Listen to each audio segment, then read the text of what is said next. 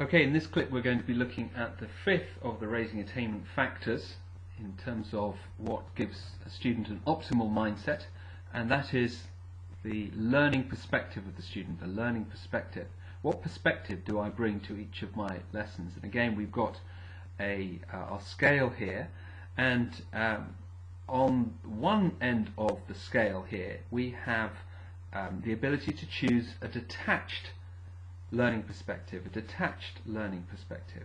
Now, a detached learning perspective is a perspective in which the student is looking at the subject, engaging with it, by standing back and evaluating their perspective through the evidence, and adopting a clear-minded, objective, technically accurate view in which they are not personally caught up, subjectively involved in their response to the learning that they're engaging with.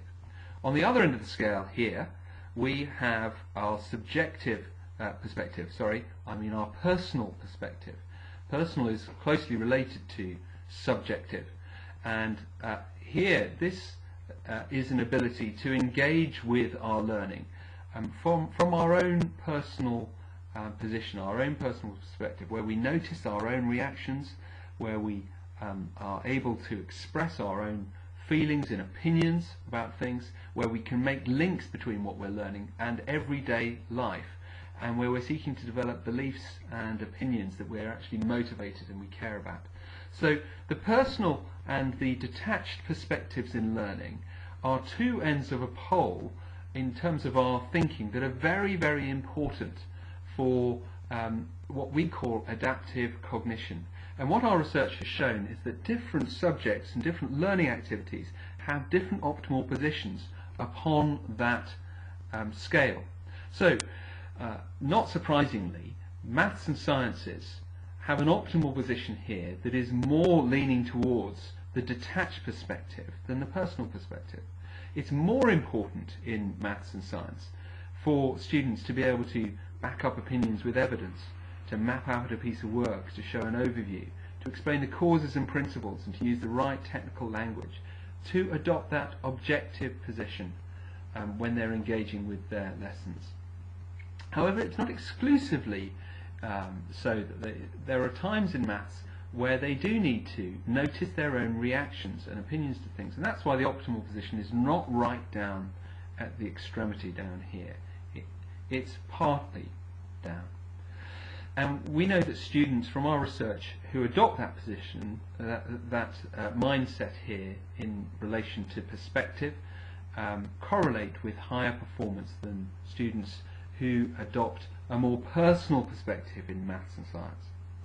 However, a more personal perspective correlates with success in English and the arts, and a more personal perspective involves students being able to notice and express their own personal reactions and make links to everyday life and develop beliefs and opinions here. Now when we look at our actual student here, Barney Walker, we see that he has a baseline score that is leaning towards this detached perspective. So outside any particular lesson context, Barney adopts quite a detached perspective, and your tutee may adopt will have a baseline that may be more leaning, like Barney, towards a detached perspective, or a more personal and engaged perspective here. Let's see what Barney is doing in his lessons. So we see that from his baseline, which is quite detached, Barney shows a lot of cognitive adaptation, in that in English he is adopting a far more personal perspective, and he's making a big shift in the context of his English teaching. And we look at that and we say, my word, that's really quite impressive. Barney is able to adapt himself to choose what is actually very close to the optimal mindset for perspective in English.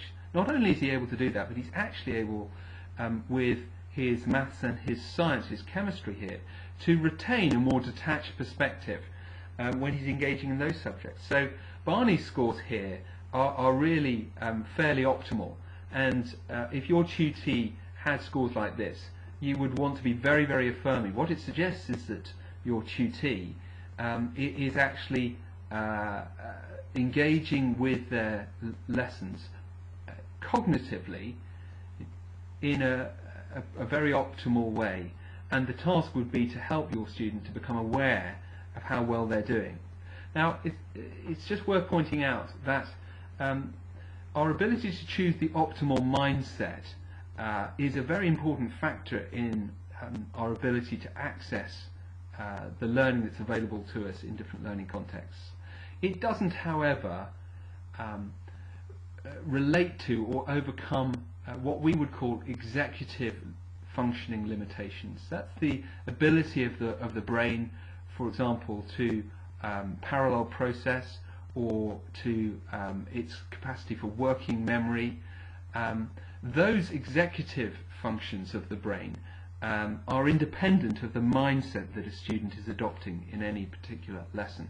And a student like Barney may be adopting the right mindset in English and in maths, but he may have high or low executive functioning, which is like an underlying function which will affect his overall capacity in those lessons. And footprints raising attainment is improving the ability of the student to choose the right mindset and therefore achieve their potential given their limitations and abilities of their executive functioning. Now, let's imagine that Barney, in fact, needed to develop a more optimal, a more personal perspective in his lessons. If that was the case, then we would use our lad over here, who is able to do this, to be our role model, and we'd notice the things that he is doing, and Barney would choose which of these he's going to have a go at committing to. So, for example, he is going to try in his lesson to link what he's learning to everyday life. So he might select this as his target for the week. He's going to write this in to his target. He's going to identify the lessons he's going to do that. It's going to be a discussion topic with his teacher, who of course has been primed because she has got the report too, her own report that Barney is going to be seeking to do this, and they're going to do an assessment at the end of the week as to what progress Barney has made, focusing upon this as a target. Similarly, there may be, if your tutee needs to focus on becoming more detached, we would identify strategies and behaviours over here.